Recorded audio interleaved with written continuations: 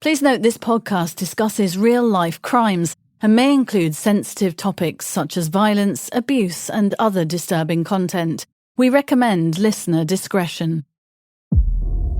The shutter and the windows into that room were open where they'd been left shut. The bed covers were pulled back and Madeleine had vanished. And she ran back 30 seconds journey back to the poolside, shouting, "Madeleine's gone."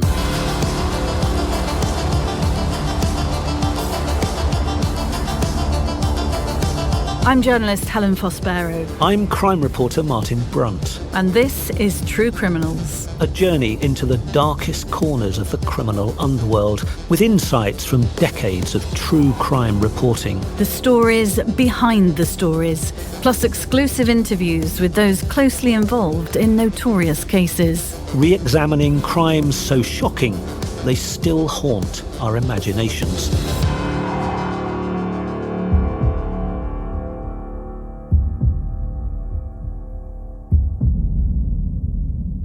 This is the first of 3 detailed episodes in which we'll explore the ongoing mystery of what happened to 3-year-old Madeleine McCann. Her disappearance from her bed in a holiday apartment in Portugal back in May 2007 is thought to be the most reported and talked about missing persons case in modern history. Yet 17 years on, we're none the wiser as to where Madeleine is or whether she's even still alive. In the second episode, we'll talk to Jim Gamble, one of the UK's leading child abuse experts, about the different theories of what happened to Madeleine and hear the latest about a prime suspect in the case. And in episode 3, Martin and I will try to understand why the case has loomed so large in the public's imagination, fueling bitter defamation suits, conspiracy theories and online trolling. But today we go back to 2007 and the Portuguese holiday resort of Praia da Luz to look at what happened when Madeleine was discovered missing, the media reporting of the story, how the investigation unfolded, and we'll be questioning whether both set off on the wrong track from the start. Martin, you've been covering the many twists and turns in this story for an incredible 17 years now. Madeleine would have been 20. What does this case mean to you as a journalist? I've spent more time researching, covering the disappearance of Madeleine McCann than any other story I've done. I mean, I must have travelled to Portugal perhaps 40, 50 times over those 17 years. And I guess the thing for me is that it is still, in the crime world, it's one of the great mysteries. Little girls don't vanish into thin air, but Madeleine appears to have done, because I don't know any more about what happened to her now, 17 years on, than I did at the time. The German prosecutor who's now in charge of the case says he has evidence that might lead to the new suspect being charged, but we don't know what that is. And I'm as much in the dark now about what happened to her than I was the day she vanished. So tell us, when did you first hear the name Madeleine McCann? I suppose, like almost everybody else, it was the morning after she vanished. Her parents had, as part of their response after calling the police, had called their media contacts, and they sent an email to Sky News in those early hours of the next morning that sadly was ignored by our overnight staff. So the first mention of Madeleine McCann as a child who disappeared was on GMTV, ITV's breakfast programme, and then we very quickly at Sky News picked it up as well, and suddenly everybody was reporting that a 3-year-old girl had gone missing on holiday in Portugal. And I guess for everybody who's ever done a holiday in southern Europe, it resonated. Families who'd gone away with their own children in very similar circumstances. It meant something to them, the circumstances in which this little girl had vanished. And of course, at that stage, everybody thought, well, she'll be found within a few hours. But she wasn't, and about 4 days later, when it suddenly looked more like a crime than a missing child, I was sent to Portugal. I was at Sky News with you at the time that this story broke as a presenter and newsreader. And I remember really vividly, Martin, that photograph that the McCanns released of Madeleine. I think it was taken on that holiday in Praia da Luz. Pretty little girl, big eyes, pink dress, little pink bucket hat. It was a really compelling image, wasn't it? It was. I mean, there were lots of images, but I think because that was the last photograph that was taken of Madeleine just a few hours before she vanished, it resonated with people. And of course, she was a very pretty, blonde-haired girl, and I know it shouldn't make any difference. If a child goes missing, a child is missing, and people should be concerned. But the fact that there was that compelling image and she was this beautiful, little, vulnerable-looking girl, I think perhaps it meant more to people. And so that interest that became huge was already working in those first hours that this story was reported. So remind us what actually happened that fateful night. Madeleine McCann was on holiday for a week in southern Portugal in the resort of Praia da Luz with her parents, Kate and Gerry, and her two siblings, the 18-month-old twins, Sean and Amelie. The family had gone with 3 other couples and the mother of one of those friends of theirs. So there were 7 other people in the group, and they'd booked a week in a holiday complex called the Ocean Club. For 5 days, they had an idyllic holiday where there were 8 kids in all. They were put in kids' clubs, and the parents were able to enjoy themselves as well. Kate and Gerry McCann spent most of their time playing tennis or jogging around the resort. It's a beautiful resort with a vast beach, an ideal place if you're interested in jogging. So for 5 days, they had an idyllic holiday. And then the penultimate night is when the tragedy happened. The group were used to eating at the restaurant that was attached to the holiday complex beside the pool. They booked the table for the same time, 8:30 each night. They put their kids to bed. And instead of getting somebody to babysit the kids, or instead of putting the kids in the night creche that was available, they decided that they would perform their own baby listening service. So while they were eating beside the pool, every half an hour or so, one of the group would go back and look in the various apartments and just check that all was quiet. At 9:30, Matthew Oldfield, one of the McCann's friends, had gone and checked everybody and came back and said all was quiet. At 10 o'clock, it was Kate McCann's turn to go and check on the kids. When she walked into the McCann apartment, she discovered that the bedroom door to the kids' bedroom was open. She said the shutter and the windows into that room were open where they'd been left shut. The bed covers were pulled back and Madeleine had vanished. And she ran back a 30 seconds journey back to the poolside, shouting, "Madeleine's gone." And there were other reports subsequently, reports that suggested that she had shouted, "They've taken her." And the fact that she said they'd taken her has been used to bash up the McCanns ever since, because the implication was that she was suggesting already that Madeleine had been abducted, and nobody really knew at that stage what had happened. I remember talking to friends who were also young parents at the time. Madeleine actually was the same age as my daughter, so I remember it all very clearly. And everyone seemed to be asking how and why the McCanns had left 3 young toddlers alone in an unlocked apartment. It was a very common accusation at the time, and it still is. I mean, for these past 17 years, it's something that's been used to bash up the McCanns, almost to the point where people believe, well, they deserved to lose their daughter because they left her unattended. And the McCanns themselves recognised that they made a terrible mistake. I remember talking to the McCanns many years ago, and I put this point to Gerry McCann.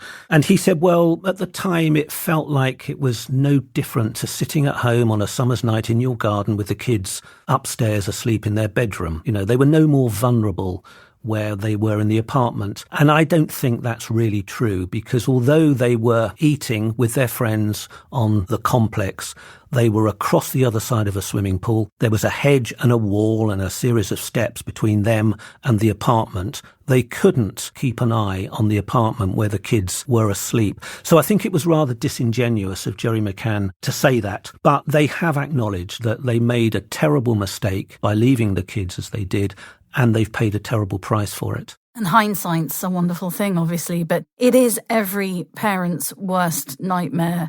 When did police get involved and how quickly? Another of the accusations that's been thrown at the McCanns for many, many years is that they were calling the media before they called the police. That's absolutely not true, because there's a record that shows that somebody from the holiday complex, the Ocean Club, alerted the local police within 40 minutes of the alarm being raised. So by about 20 to 11 that night, the police had been informed. A patrol car was sent. It needed a second call to hurry them up, but the first two police were on the scene at 11 o'clock, an hour after Madeleine was reported missing.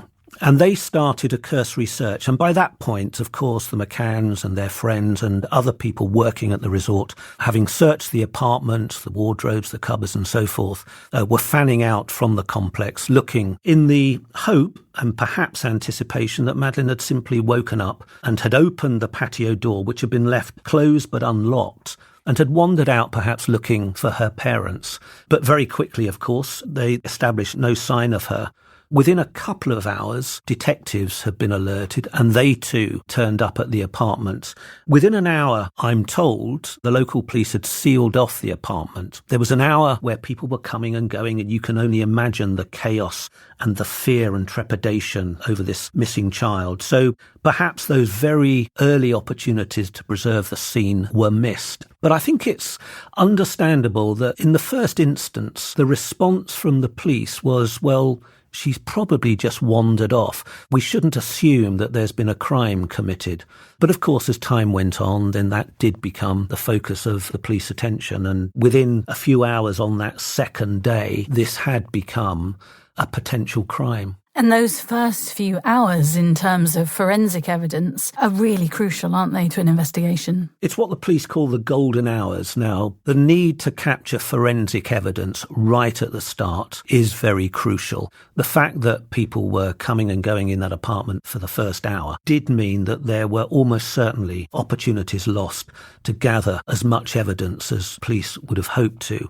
But they did eventually clear people out, and they did start the forensic search. And I remember very vivid images of scenes of crimes officers with gloves examining particularly the window and the shutter, where a suggestion was that if there had been an intruder and a child snatcher, that's how the intruder had got in. Remember, Kate McCann had said that the window and the shutter had been closed when they went out to dinner. When she came back and discovered Madeleine was missing, those were open. The implication was that somebody had got into the apartment that way and perhaps exited through the patio door that had been left closed but unlocked. What was your impression then of the first police investigation as you reported that story in the first few weeks? I think the police were more active than they've been given credit for. I think there may have been some reluctance to do what they should have done, which was to closely question the parents. They didn't do that until another few months on, but there was quite a big police operation. I got there about 3 or 4 days after Madeleine vanished, and I remember seeing police on horseback searching some of the scrubland around the resort. We saw police going into houses and apartments, knocking on doors, doing those house-to-house inquiries that you would expect. There were police searching a reservoir not far away. There were other officers walking the beach, sticking poles through the sand, seeing if they could detect the presence perhaps of a buried body. There was an awful lot going on, and as time went on, that search area expanded to, I think, something like 100 square kilometres around the resort. And within a few days, the Portuguese police accepted that this was a crime.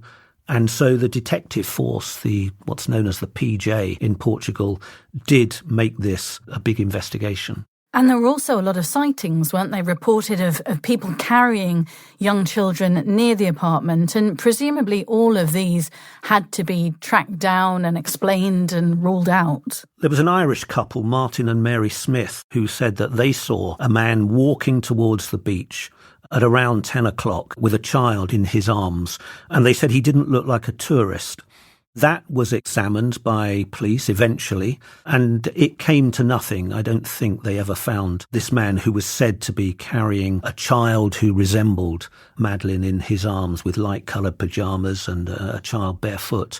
That went nowhere, but there was another potentially more important sighting. Jane Tanner, who was one of the McCann's friends on holiday with them, said that around 9:15, when she'd gone back to the apartments for something, she saw a man walking across the top of the road in front of the apartment, the McCann apartment, again carrying a child in pyjamas, barefoot, a child who appeared to be asleep. She thought nothing of it. She just thought this was a man taking his child back to put her to bed. Scotland Yard eventually said about that sighting that a man had come forward and suggested that the man Jane Tanner saw was him, and he'd picked up his child at the night creche and was taking her back to their apartment.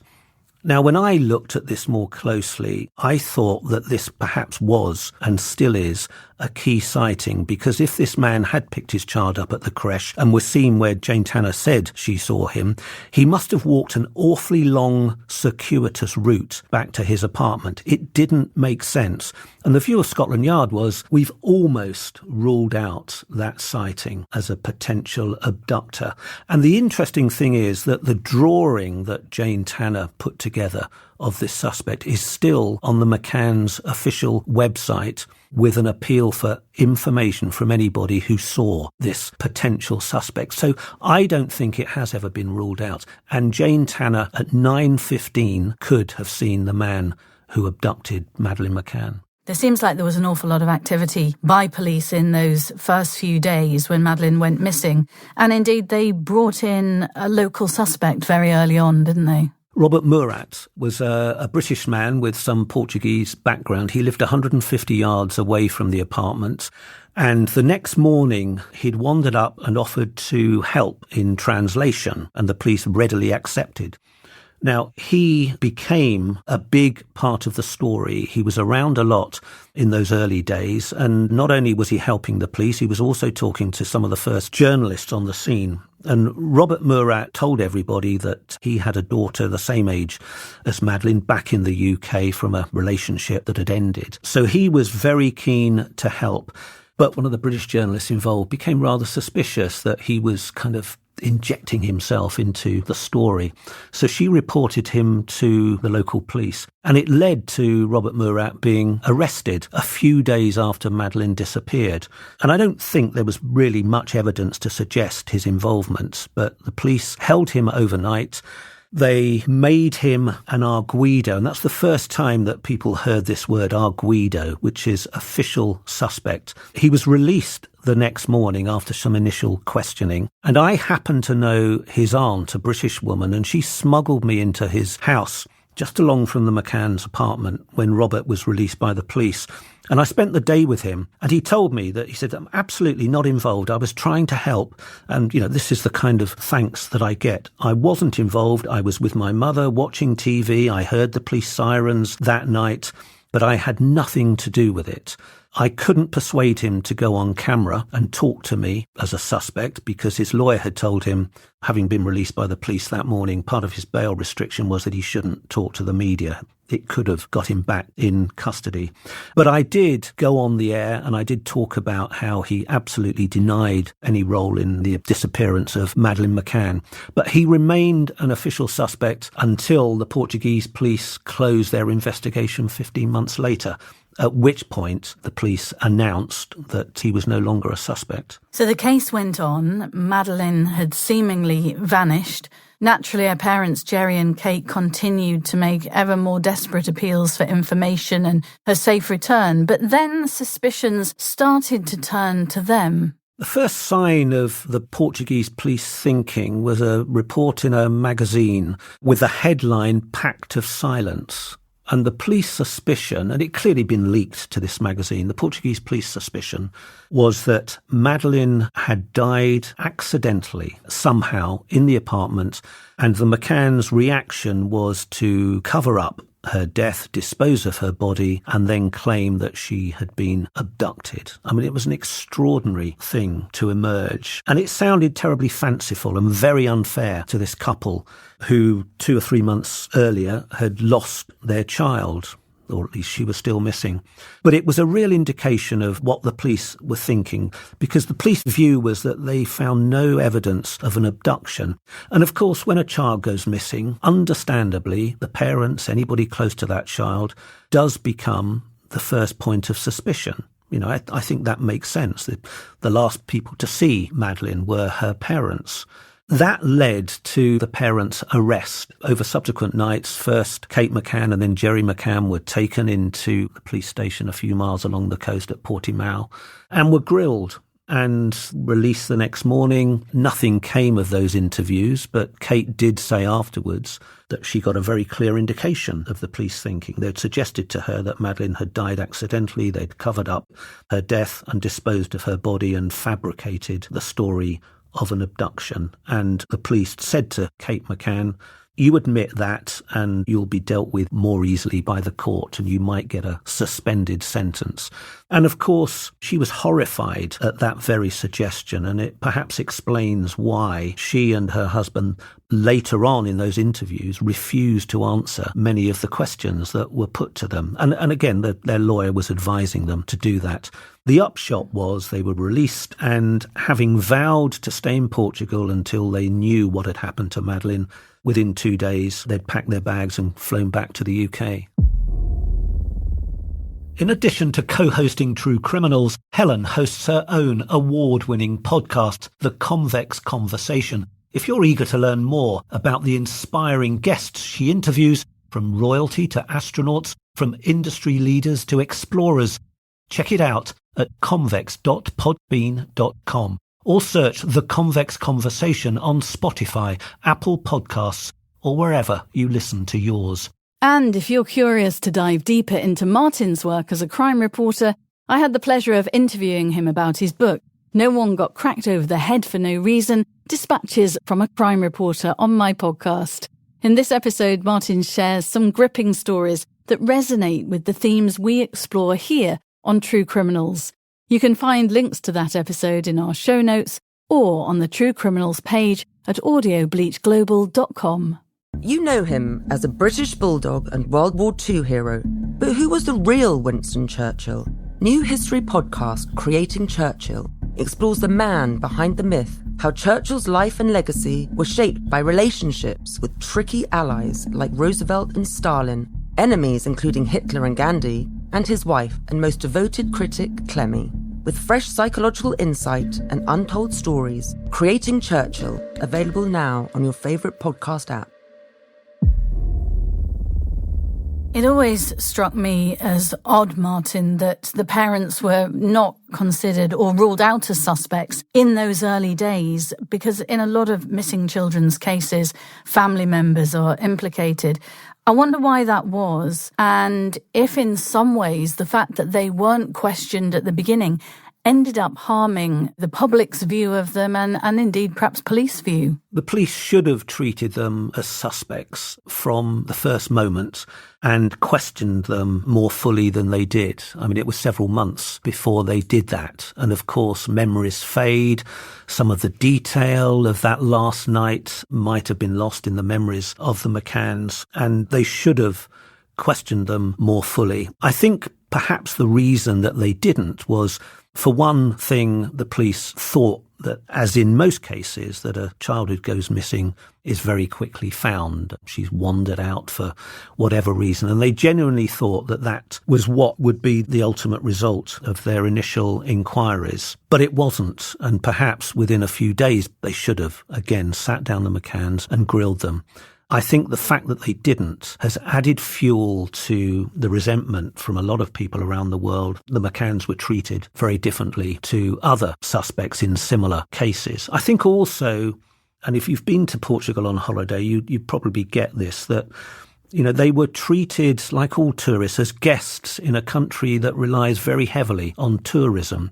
So perhaps for the initial police operation, the idea of grilling these tourists who'd lost a child perhaps wasn't something that they were prepared to do, perhaps as fully as they should have done. So in a way, perhaps, Martin, the way the McCanns were dealt with by the police means that they were never really cleared in the public mind, and lots of rumours started to emerge and indeed still persist about things like, did they use Calpol to sedate their children that night, etc.? Almost everyone I've ever met in Portugal, and most UK police officers, some of my family and friends even, when I talk about Madeleine McCann, they raise this question of suspicion about the parents. And I guess it's understandable. A lot of it stems from the fact that they left their children alone. And certainly people in Portugal, as a habit, take their children out with them to dine. They take their kids everywhere. It's anathema, the idea of leaving your children alone. We British are different. We want our 2 hours eating and drinking without our kids having had them all day.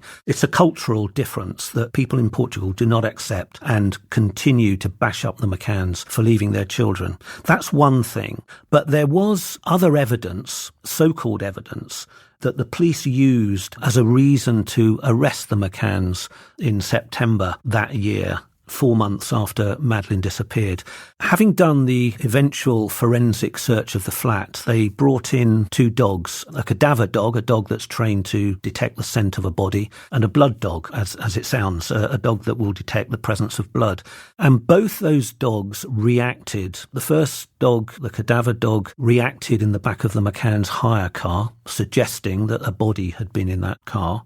That was odd because the car hadn't been hired until 3 weeks after Madeleine vanished.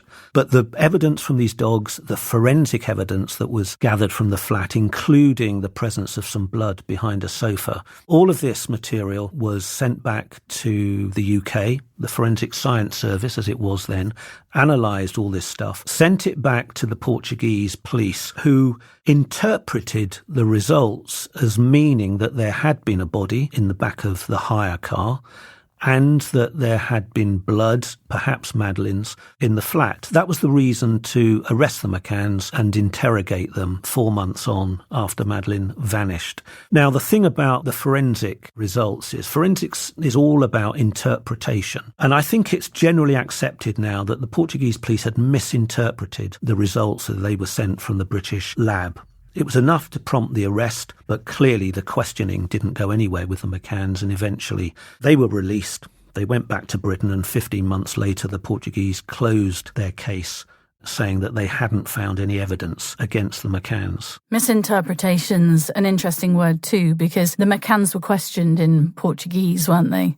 So I'm imagining there's room for misinterpretation there with the various translations. If you've ever tried, like I have, to learn Portuguese, it's a very complicated language. And yes, I think that perhaps was a factor. So both Kate and Gerry McCann were questioned by Portuguese police. The questions were asked in Portuguese. That question had to be translated into English for the McCanns. They answered in English. Their answers were then translated into Portuguese and put back to the interrogators. And I think it's fair to speculate that perhaps some of the nuances in the questions and answers perhaps got slightly misconstrued. But of course, once Kate McCann had been told that she was under suspicion for covering up an accidental death of Madeleine, then she and her husband, both on legal advice, decided that they weren't going to answer any more questions. You can imagine why, Martin, too, as a mum, if I'd lost, God forbid, my child and genuinely had nothing to do with it and was accused of that, you'd be absolutely terrified, and I would imagine on legal advice would refuse to say any more. Now, of course, you said the Portuguese police gave in really after 15 months. This has now become a cold case. But the McCanns obviously still want to find their daughter and keep all of this search in the public eye. They made ongoing appeals. Kate even wrote a book, didn't she? She did, and in uncomfortable detail outlined the process that she went through at the hands of the Portuguese police. I mean, apart from the trauma of her daughter vanishing, she talked very movingly about the interrogation and how it made her feel and how unfair, she said, it felt. So much so that having vowed to stay in Portugal until they knew what had happened to their daughter, they decided, after being released by the police, to go back to Britain and carry on their life and continue in their own way to appeal for information about what had happened to Madeleine. And after 15 months, the Portuguese police shelved their investigation. They'd found no evidence of anything. The case was closed. But the McCanns were hugely concerned that for the next 3 years, until Scotland Yard got involved and the Portuguese police reopened their investigation, the McCanns were very concerned that there was officially at least nobody looking for Madeleine. So they hired their own private investigators, a series of investigators, some of whom they fell out with, others who produced lots of potential leads, but after 3 years had established nothing. They even hired a PR and media advisor and appeared all over the world, didn't they? They did. Almost from the start, they were given the services of government media advisors. I think there was a perception in the UK that there was this couple in a strange country, their daughter had disappeared, they needed some extra help. Although the McCanns themselves and their friends were very resourceful and called in all sorts of favours from media contacts, the government sent them a media advisor who, to be honest, they needed really to corral the vast, I don't want to use the word hordes because we were there legitimately covering this story, but there were an awful lot of people who wanted to talk to the McCanns. So there had to be some order brought to what they were doing. So there was a government PR advisor. They hired their own media advisors as well. And then they travelled far and wide to the countries where there were alleged sightings of Madeleine. 46 countries, I think, she was supposed to have been seen in, getting on and off a boat in Barcelona or, being walked through the streets in Romania, being carried through the mountains in Morocco. And some of those places the McCanns did visit and appeared on local TV in those countries where there were alleged sightings, simply to spread the word, because as far as they were concerned, the police had lost interest in looking for Madeleine. And what else can you do? They even went on the Oprah Winfrey show in America. The Oprah Winfrey show, of course, is something that's shown around the world. They thought by doing that show that they would reach a very big audience. And of course they did. But other than perhaps prompting more alleged sightings, it didn't provide the answers that they needed. And of course they were well funded. They had some powerful friends who funded a website, who funded to a degree the travel that they both undertook.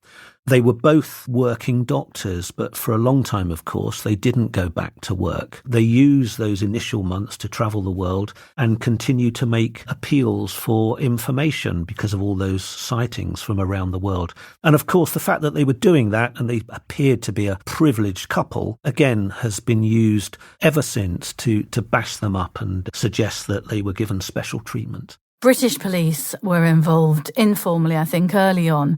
But then in 2011, 3 years after Madeleine disappeared, the Metropolitan Police announced an investigative review of the case. It always struck me odd that there'd been 3 years of nothing. What prompted that review and what did that entail? Well, the first thing that happened, 2011, the Portuguese police decided that it was time to go back and look at what they hadn't achieved in 2007. So the Portuguese were the first to start the review process. Very soon after, the same thing began to happen in the UK. And the McCanns have Alan Johnson, who was then the Labour Home Secretary, to thank. And I interviewed him some years later, and he said that he was enormously sympathetic to the McCanns. He felt that Madeleine had not had the proper investigation into her disappearance that she deserved. He said she deserved better. He accepted that the initial investigation was fragmented, haphazard, the Portuguese investigation.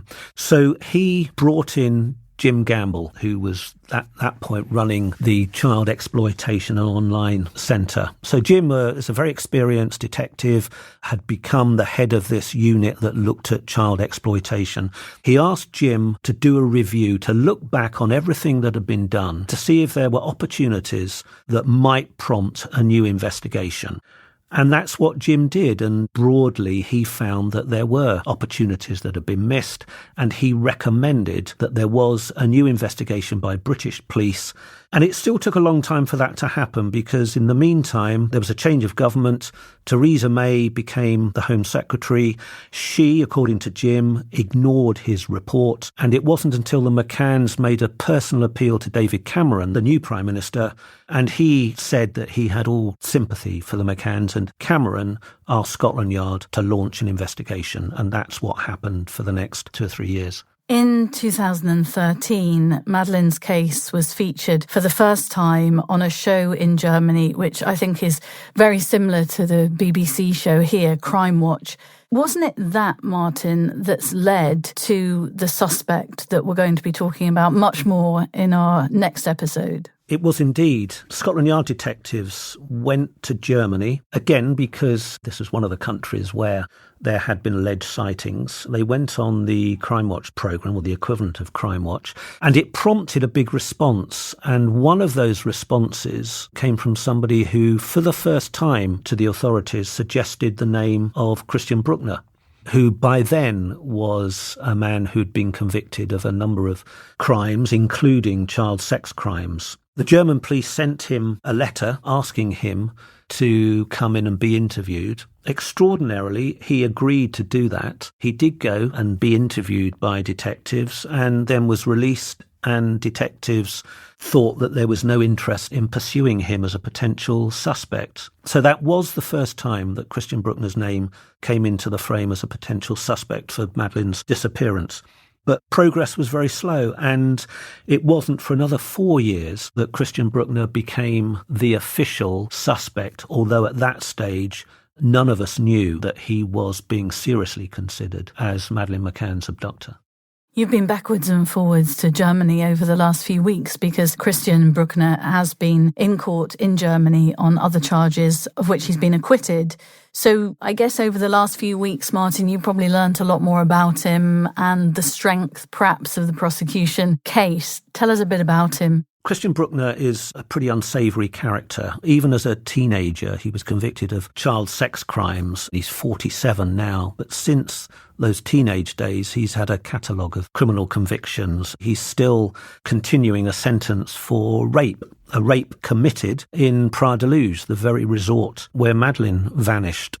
He is widely considered by the German prosecutor, who's now in charge of the search or the investigation into Madeleine's disappearance. The prosecutor has said a number of times that he's convinced that Christian Bruckner abducted Madeleine and is responsible for her death. And he says that he has evidence for both those things. He won't reveal what that evidence is. And I was there recently when the Germans put Christian Bruckner on trial again for a series of sex crimes committed in Portugal between 2000 and 2017, at a time when Christian Bruckner was travelling between his native Germany and Portugal and living in a camper van, living off-grid, if you like, amongst that sort of big hippie community.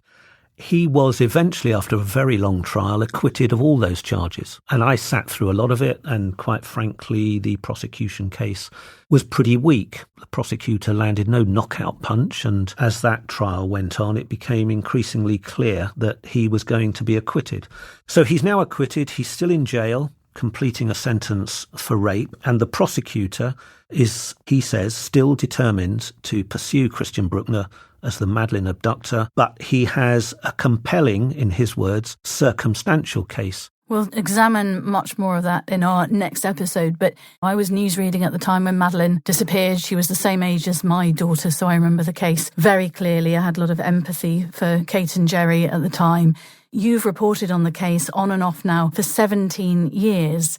And we both sit here today none the wiser as to what happened on that dreadful night in Praia da Luz. The German prosecutor says he has evidence that Madeleine is dead and evidence against Christian Bruckner that he abducted her and killed her.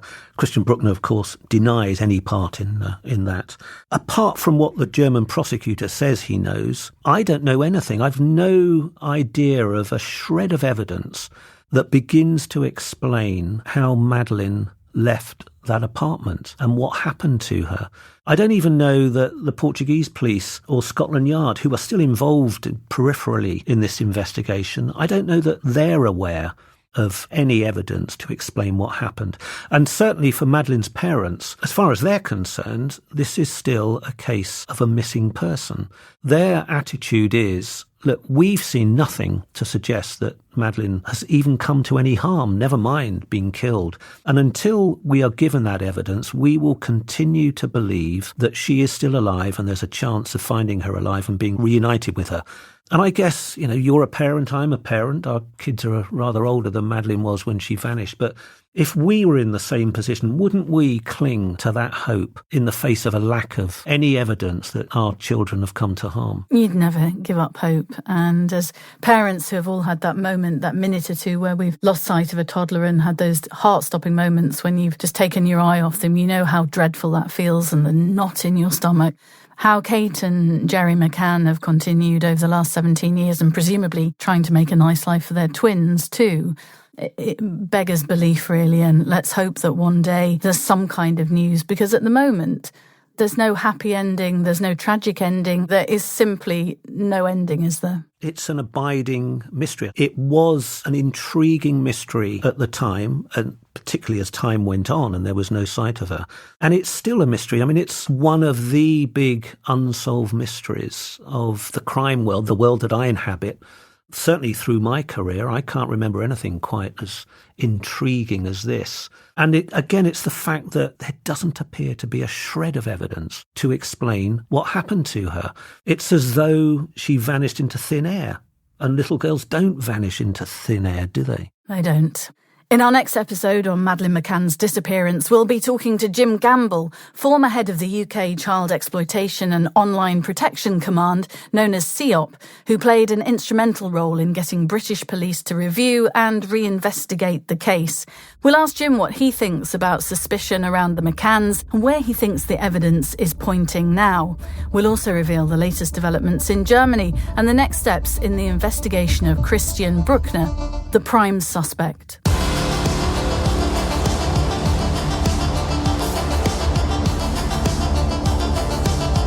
Hey listeners, True Criminals is a new show and your support means everything to us. If you're enjoying the podcast, please take a moment to leave us a review. It helps us grow, reach new listeners, and keep bringing you the stories you love. This episode is brought to you by Audio Bleach Global. Our senior producer is Russell Barnes, with mixing by Andrew Chappell. The original score was composed by Chap Mannequin, artwork by Bleached, executive produced by Lee Mann. Follow True Criminals on Instagram at true.criminals and on YouTube at youtube.com/@true-criminals. For exclusive content and ways to support the show, visit us at patreon.com/True Criminals. For partnership opportunities, please contact us at contact@audiobleachglobal.com.